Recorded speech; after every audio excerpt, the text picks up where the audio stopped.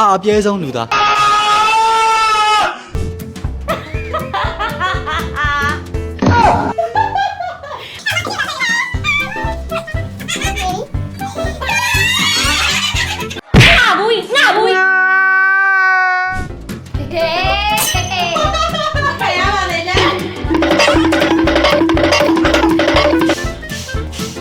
ရုပ်ဆိုးတဲ့သူတွေဆိုရင်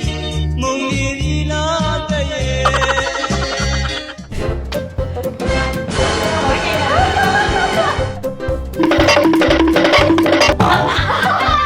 တော်တော်ငတ်နေတဲ့နဲ့တူတယ် ဗျာ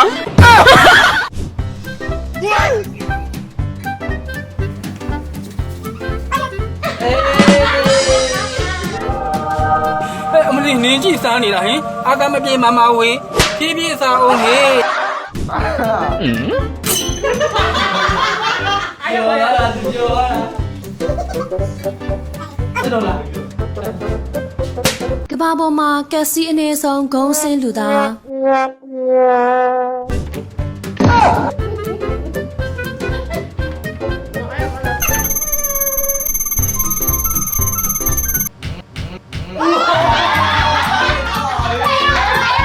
မစိုးတော့လေးပဲဒေါတာကြီးပြီးနည်းနည်းလေးပဲစိတ်ကောက်တတ်တာပါ